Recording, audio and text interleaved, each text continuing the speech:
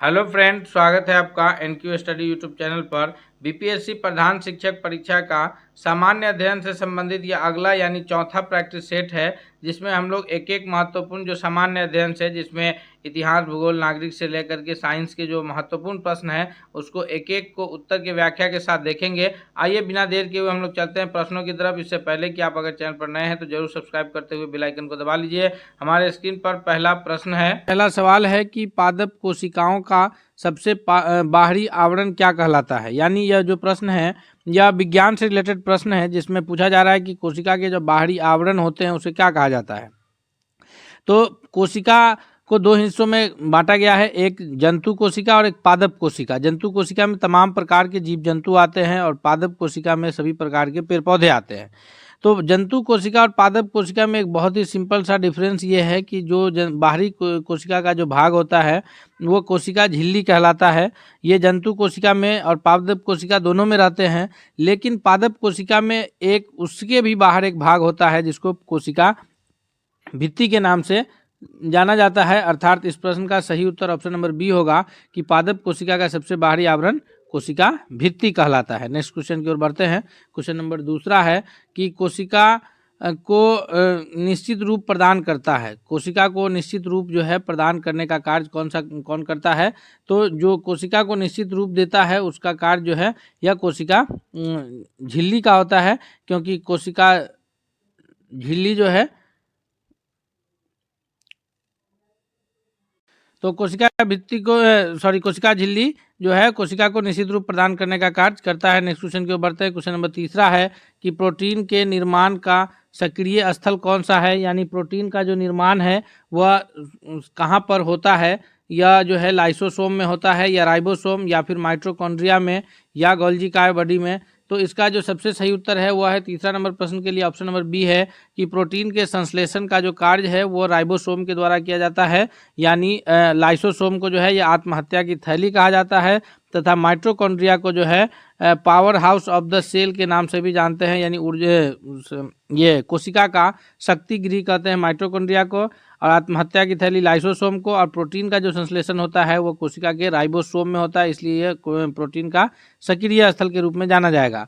Next question है, question number चौथा है कि ल्यूकोप्लास्ट यानी जिसको हिंदी में अवर्णी लवक कहते हैं, यह मुख्यतः कहाँ पाए जाते हैं। ल्यूकोप्लास्ट का जगह कौन सा है।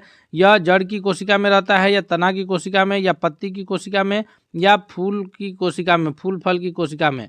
तो तीन प्रकार के लवक होते हैं और लवक भी जो है वह केवल पादप कोशिका में पाया जाता है। ल्यूकोप्लास्ट, क्रोमोप्लास्ट और क्लोरोप्लास्ट, जिसको हम लोग क्लोरोफिल के नाम से भी जानते हैं। तो क्लोरोप्लास्ट जो है यह पत्ती में पाया जाता है, लेकिन क्रोमोप्लास्ट जो है वह फूल एवं फल में पाया जाता है, और जो ल्यूकोप्लास्ट है जिसको अवर्णी लवक कहते हैं यह पौधे के जड़ों में पाया जाता है। इसलिए चौथा नंबर क्वेश्चन का सही उत्तर ऑप्शन नंबर ए होगा। नेक्स्ट क्वेश्चन की ओर बढ़ते हैं। क्वेश्चन नंबर 5 है कि पत्तियों को हरा रंग प्रदान कौन करता है। जी, पत्तियों को हरा रंग प्रदान करने का कार्य किसका है। तो अभी हम लोग पढ़े हैं कि जो कोशिका है पादप कोशिका वह केवल पौधे में पाया जाता है ये लवक, और ये लवक जो है वर्णी लवक, अवर्णी लवक और हरित लवक हिंदी में कहते हैं, अंग्रेजी में कहते हैं क्रोमोप्लास्ट, ल्यूकोप्लास्ट और क्लोरोप्लास्ट। तो पत्ती को हरा रंग देने का कार्य है वह क्लोरोप्लास्ट के द्वारा किया जाता है। यानी पांचवा नंबर क्वेश्चन का सबसे सही उत्तर ऑप्शन नंबर बी होगा।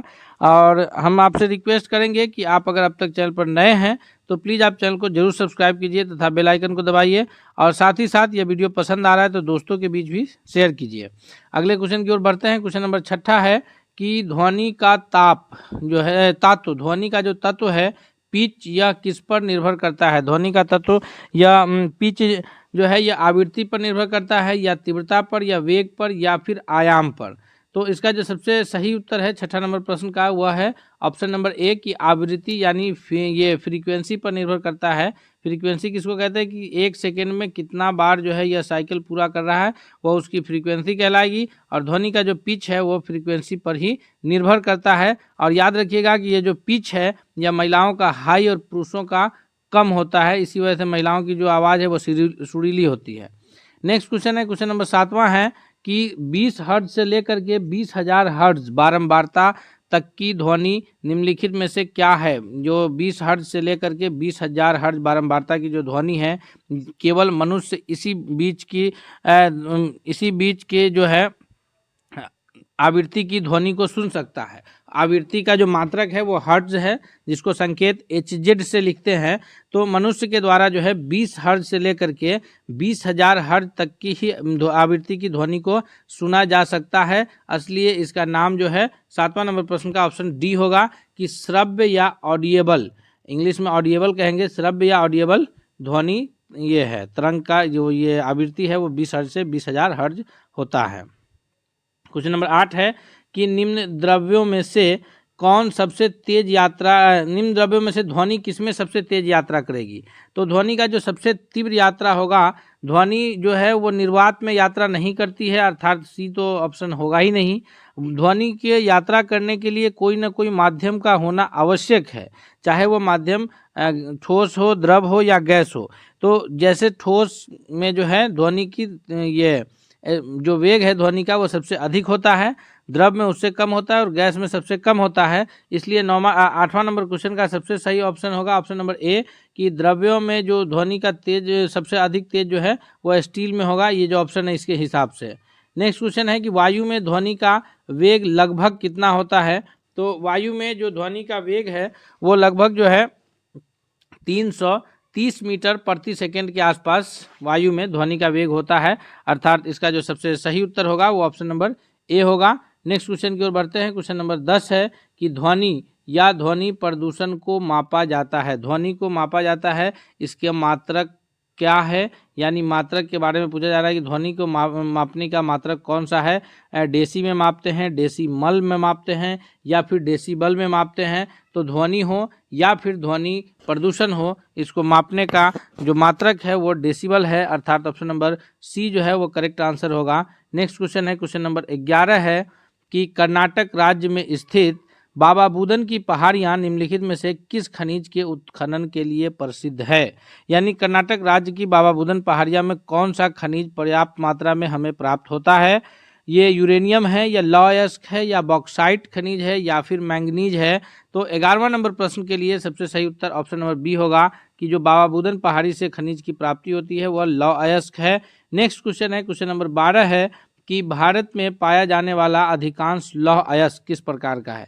ये चारों जो है ये लोहे के ही अयस्क हैं, यानी इनसे लोहा की प्राप्ति होती है। हेमेटाइट, मैग्नेटाइट, सीडेराइट, लिमोनाइट, ये चारों प्रमुख रूप से लोहा के अयस्क है। लेकिन जो अधिकांश लौह अयस्क भारत में जो पाए जाते हैं वह जो है हेमेटाइट लौह अयस्क जो है भारत में पाए जाते हैं, अर्थात 12वां नंबर प्रश्न के लिए सबसे सही उत्तर क्या है? तो ऑप्शन नंबर ए है। नेक्स्ट क्वेश्चन है क्वेश्चन नंबर 13 है कि भारत का सर्वाधिक जस्ता उत्पादक राज्य कौन सा है? यानी जस्ता जिसको जेडेन से जानते हैं, जिंक का उत्पादन भारत का कौन राज्य सबसे अधिक सर्वाधिक जिंक उत्पादन करने वाला राज्य के रूप में जाना जाता है? वह है ऑप्शन नंबर बी, यानी राजस्थान जो है यह जिंक का सर्वाधिक उत्पादन करने वाला राज्य के रूप में जाना जाएगा। नेक्स्ट क्वेश्चन है कि जिप्सम प्रचुर मात्रा में कहाँ उपलब्ध है? जिप्सम के बारे में हम लोग इससे पहले भी क्लास में किए थे कि जिप्सम जो है जिससे प्लास्टर ऑफ पेरिस बनता है, और उस प्लास्टर ऑफ पेरिस का जो इस्तेमाल है वह टूटी हुई हड्डियों को जोड़ने के लिए किया जाता है। जिप्सम से प्लास्टर ऑफ पेरिस बनता है और ये जो प्रचुर मात्रा में पाया जाता है यह कौन से राज्य में पाया जाता है? तो इसका भी सबसे सही उत्तर है ऑप्शन नंबर डी कि राजस्थान राज्य में जिप्सम की प्राप्ति होती है और उससे प्लास्टर ऑफ पेरिस बनता है, जिससे टूटी हुई हड्डी को जोड़ने में सहायक होता है तथा ये मूर्ति वगैरह बनाने में भी इसका प्रमुख कार्य होता है। नेक्स्ट क्वेश्चन की ओर बढ़ते हैं। क्वेश्चन नंबर 15 है कि भारत के किस राज्य में विश्व का सबसे बड़ा थोरियम का भंडार है? जी, खनिज के भंडार के बारे में हम लोग देख रहे हैं एक एक प्रश्नों को, बहुत ही महत्वपूर्ण प्रश्न है और ये प्रश्न परीक्षा में संभावना है पूछे जाने के। तो इसका जो सबसे सही जवाब होगा वह होगा केरल, कि विश्व का जो सबसे बड़ा थोरियम का भंडार है वह केरल में है। विश्व का सबसे बड़ा थोरियम का भंडार कहाँ है? केरल में है। नेक्स्ट क्वेश्चन है क्वेश्चन नंबर 16 है कि तेल एवं प्राकृतिक गैस जो आयोग है ONGC के नाम से हम लोग जानते हैं, तो oil and natural gas commission जो है यह इसकी स्थापना कब हुई थी? ओएनजीसी की जो स्थापना का वर्ष है वो सही वर्ष क्या है, 1856 है या 1914 है या फिर 1936 है या 1956 है। तो ओएनजीसी की जो स्थापना का वर्ष है वो है 1956, यानी ऑप्शन नंबर डी इसका सबसे करेक्ट आंसर है। नेक्स्ट क्वेश्चन की ओर बढ़ते हैं। क्वेश्चन नंबर 17 है कि मुंबई हाई किससे संबंधित है। मुंबई हाई का जो संबंध है वह इस्पात के उत्पादन से है या पेट्रोलियम के उत्पादन से है या फिर वहाँ कोई मकबरा है या जूट का उत्पादन होता है। तो इसका जो सबसे करेक्ट आंसर होगा 17वां नंबर प्रश्न के लिए कि मुंबई हाई का जो संबंध है वह पेट्रोलियम के उत्पादन से है, यानी ऑप्शन नंबर बी जो है इसके लिए सबसे करेक्ट आंसर के रूप में जाना जाएगा। नेक्स्ट क्वेश्चन है, क्वेश्चन नंबर 18 है कि भारत में लिग्नाइट कोयले का ये सबसे बड़ा उत्पादक राज्य कौन सा है। तो भारत में कोयला का सबसे पहले तो हम लोग ये जानेंगे कि कोयला का दो समूह हैं, एक है गोंडवानालैंड कोयला और दूसरा समूह है जी, तो एक गोंडवानालैंड कोयला है, दूसरा टर्शियरी काल का कोयला है और उसमें अधिकांश गोंडवाना समूह के कोयला पाया जाता है। और कोयला का जो प्रकार है वो 4 किस्म का प्रकार है कोयले का, ये लिग्नाइट, बिटुमिनस, पीट और एंथ्रेसाइट। एंथ्रेसाइट जो है वो सर्वोत्तम किस्म है कोयले का। एंथ्रेसाइट, लिग्नाइट, बिटुमिनस और पीट, सबसे जो कोयले का बेकार किस्म है वो पीट है और सबसे जो अच्छा किस्म है वो है एंथ्रेसाइट।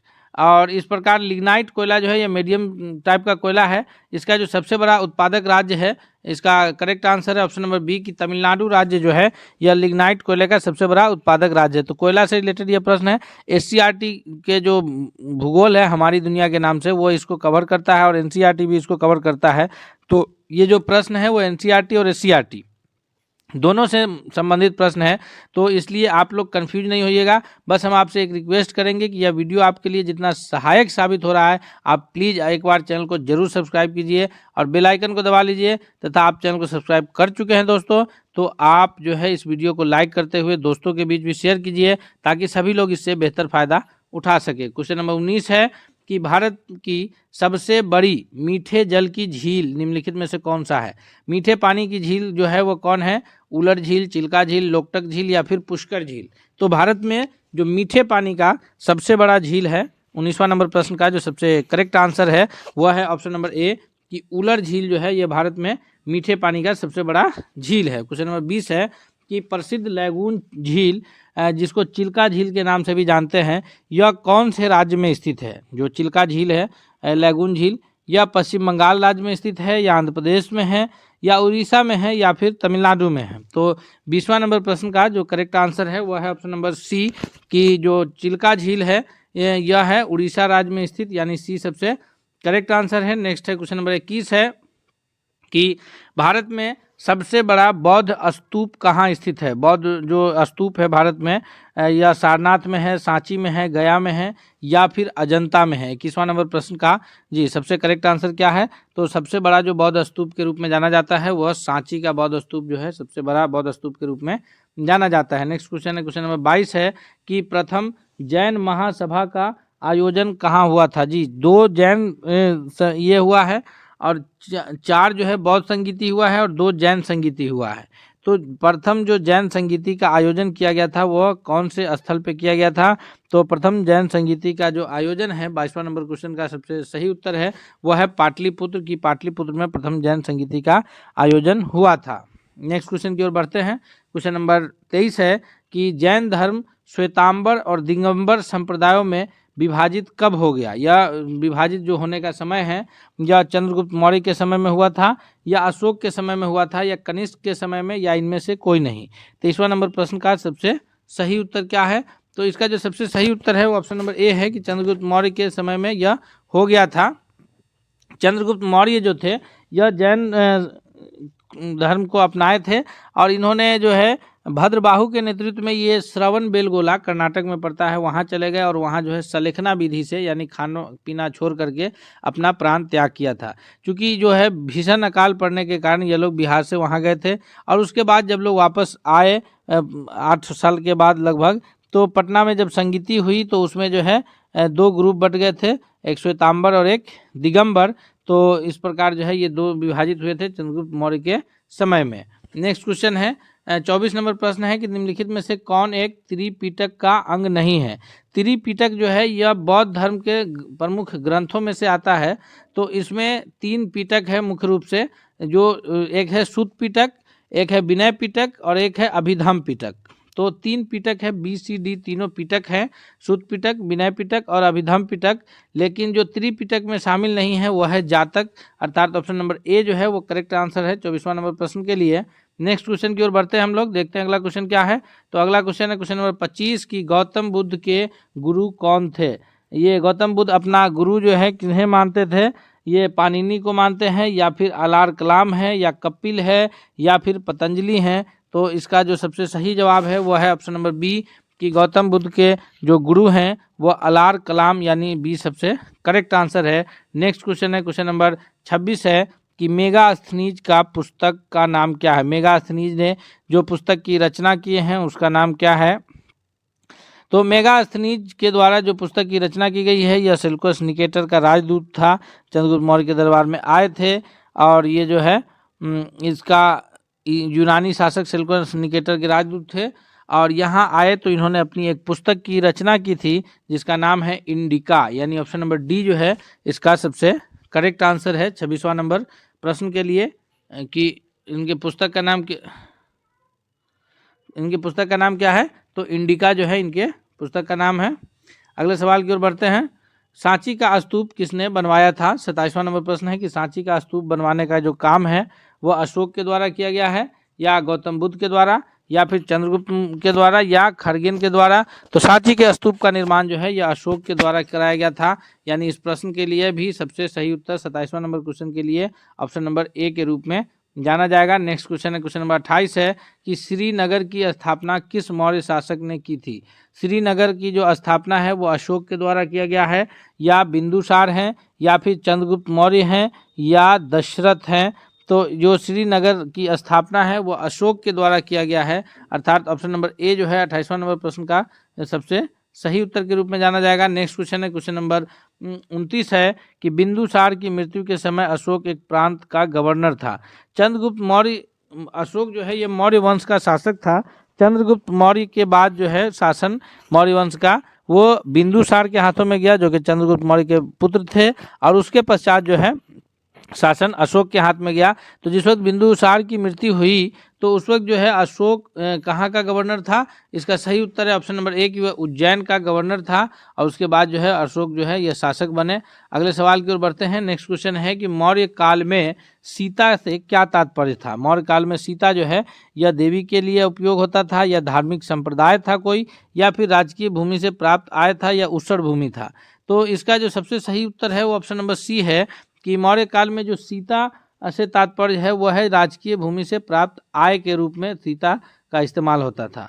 नेक्स्ट क्वेश्चन है क्वेश्चन नंबर 31 है। क्वेश्चन नंबर 31 क्या कह रहा है कि किस सूफी को बख्तियार काकी यानी भगवान रोटी वाला कहा गया था।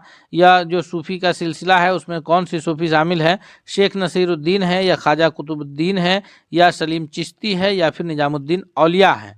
तो इसका जो सबसे सही जवाब है 31वां नंबर प्रश्न का वह है ऑप्शन नंबर बी कि ख्वाजा कुतुबुद्दीन को जो है बख्तियार काकी के नाम से भी जाने जाते हैं। बी ऑप्शन सबसे करेक्ट आंसर है। नेक्स्ट क्वेश्चन की ओर चलते हैं। क्वेश्चन नंबर 32 है कि अकबर के शासनकाल में महाभारत का फारसी भाषा में अनुवाद किया गया और उसको किस नाम से जाना गया। जी, महाभारत का जो फारसी भाषा में अनुवाद हुआ उसको इकबाल नामा के नाम से जाना गया या फिर रज़्म नामा कहा गया या अकबर नामा कहा गया या फिर ये सकीनतुल औलिया के नाम से इसको जाना गया। 32वां नंबर क्वेश्चन का जो सबसे करेक्ट आंसर है वो ऑप्शन नंबर बी है कि उसको जो है रज़्म नामा के नाम से जाना गया था। अकबर के शासनकाल में महाभारत का जो अनुवाद किया गया था। नेक्स्ट क्वेश्चन है क्वेश्चन नंबर 33 है कि निम्नलिखित में से कौन अंतिम मुगल सम्राट हुए हैं। निम्नलिखित में से जो अंतिम मुगल सम्राट है आलमगीर द्वितीय या शाह आलम द्वितीय या फिर बहादुर शाह द्वितीय या अकबर द्वितीय। तो सबसे सही उत्तर है ऑप्शन नंबर सी है कि बहादुर शाह द्वितीय, जिसको जो है बहादुर शाह जफर के नाम से भी जाना जाता है। 1857 की क्रांति में दिल्ली से इनका विद्रोह में नाम आता है और इनको जो है कैद करके भेज दिया गया था बर्मा की राजधानी रंगून। काले पानी की सज़ा दी गई थी अंग्रेज़ों के द्वारा और ये वहीं जो है वहाँ इंतकाल किए और इनके जो 2 पुत्र थे उनका भी जो है ये गर्दन काट करके और भेज दिया गया था। और ये बोले कि अंग्रेजों के सामने मेरे 2 क्या, अगर ऐसे ऐसे कितने बेटों का सर कट जाए फिर भी जो है देश को अंग्रेजों से ये करना है। तो और वहीं इन्होंने जो है अपने ये पर एक शेर भी लिखा था बहादुर शाह जफर ने, जो कि बहुत फेमस हुआ था कि कितना है बदनसीब जफर कफन के लिए और 2 गज जमी भी ना मिली कुए यार में। अगले सवाल की ओर बढ़ते हैं हम लोग। नेक्स्ट क्वेश्चन कौन है?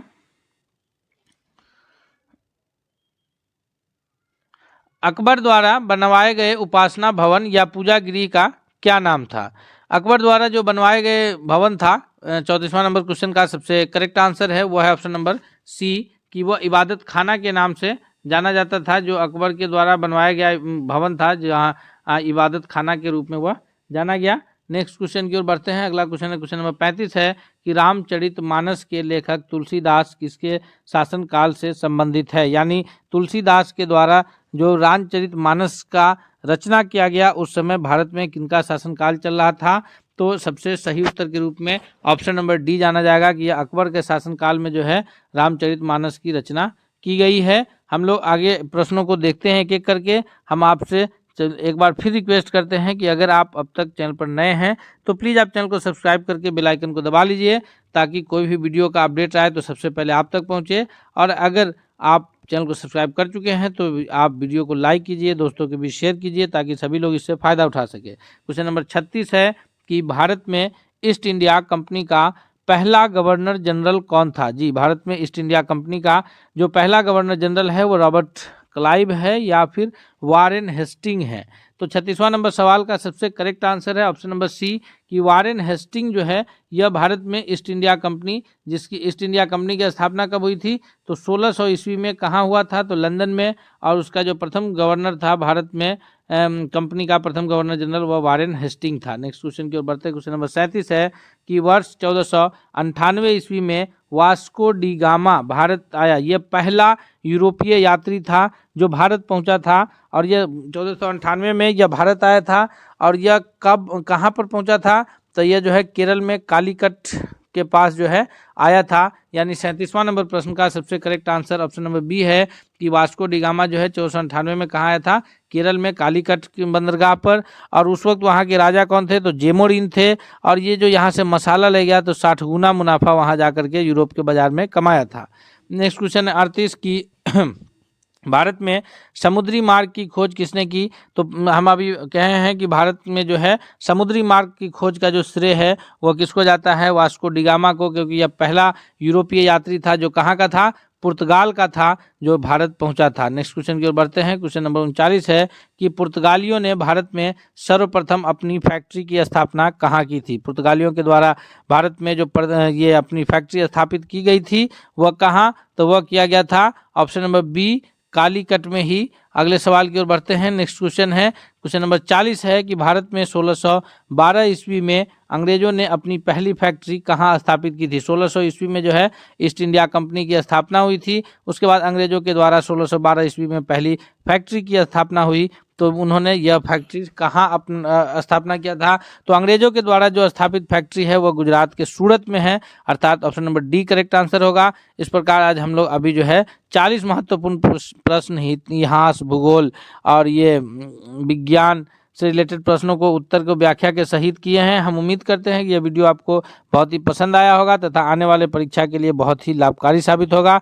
हम आपसे चलते चलते ये रिक्वेस्ट करेंगे कि आप प्लीज़ आप चैनल को जरूर सब्सक्राइब कीजिए और दोस्तों के बीच शेयर कीजिए। हम मिलेंगे अगले सेट के साथ, तब तक के लिए धन्यवाद।